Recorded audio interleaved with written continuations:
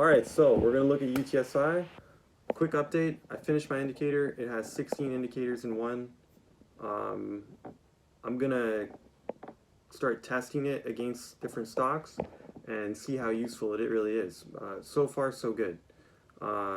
So current rule of thumb for this stock, UTSI, is I want to turn up the sensitivity, because I can turn up the sensitivity with my indicator.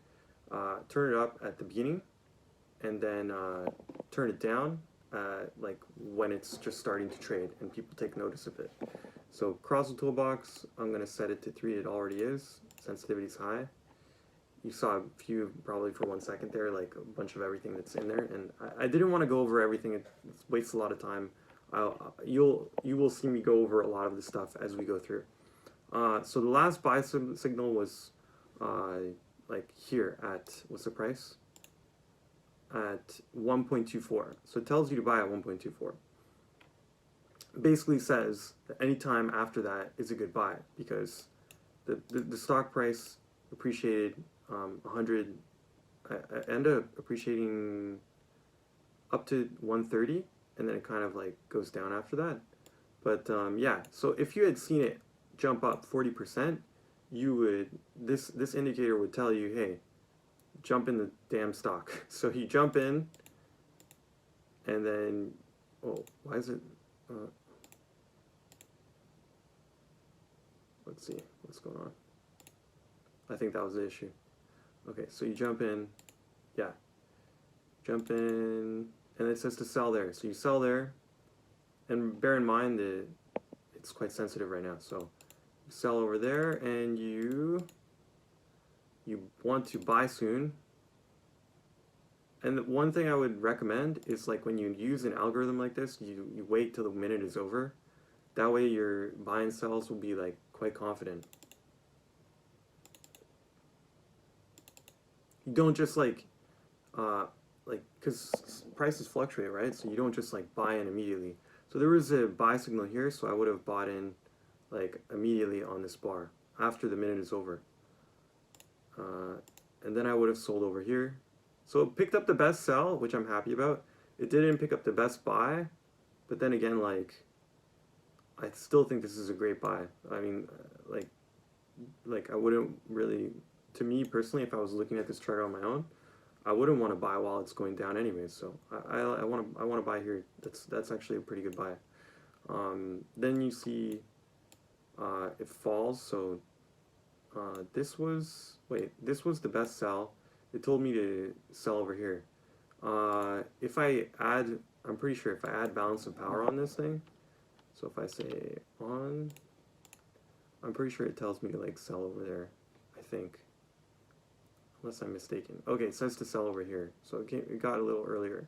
This is just to add confluence, so add more confidence. RSI, you can just see what the RSI and these other guys said. Oh, you know what's pretty cool? What is pretty cool is, like, so I had a lot of sell signals over here.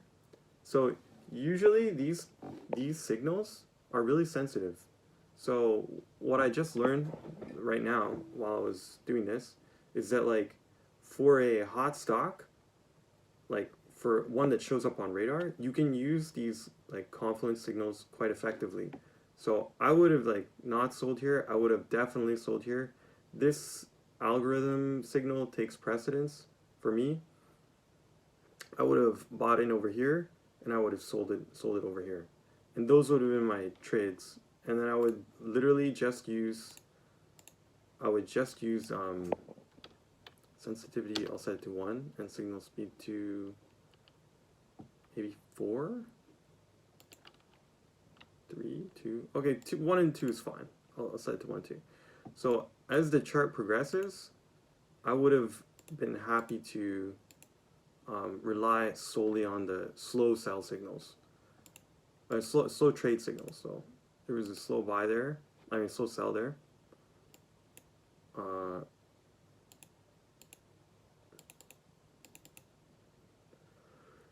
So stock is up 100%. It says to buy.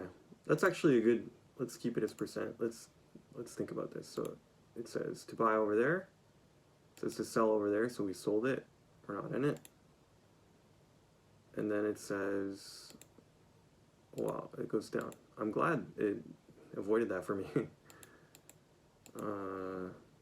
Then it says to buy over, like, sorry, I have in hindsight, I've said this is one of the best buy points. Okay, cool, it picked it up pretty soon. So it picked it up over here. And then it goes kind of crazy. And then that's the best sell point. Notice how there's 3 volume surges over here and there's 2 volume surges over here. Okay, and also notice how resistance is not being broken. The highest point of resistance is over here. That's why it's the best sell point. And you bought it in according to the slow sell signal at I don't know what bought it in at 2.28 and it's now at 2.69. So you could take profit. In fact, oh man, so I would definitely take profit. I probably would have taken profit over here, 2.54, because like once it breaks through that EMA 10, then it's probably time for you to jet. Like you've done your business. But then also like when it jumps up overward over the EMA 5, then it's also like a really bullish thing, like it was over here, jumped over, like so it's over. You want to buy in, you want to make sure you're in, and then as it's coming down, you want to sell. So then, yeah, moves over, buy in over here, and then you want to take profit on the like upper bands. Let's see how it is compared to like not compared to, but like how it is in the bands. So it's good to take profit when it's above the bands. And over here, these are really good take profit levels. And if it's like a really strong uptrend, what it will happen is it will bounce off the 50% like price location, and it will just keep going, like it will stick to the upper bands. So what we're worried about is a downtrend if you're a bull. And in this case, like it just kind of goes sideways or consolidates. It's more of a downtrend than anything. So yeah, I'm happy about this chart. I'm glad I got through everything in less than 10 minutes. I'm gonna keep rolling through stuff and hope you enjoyed the video. Let's keep testing and peace out.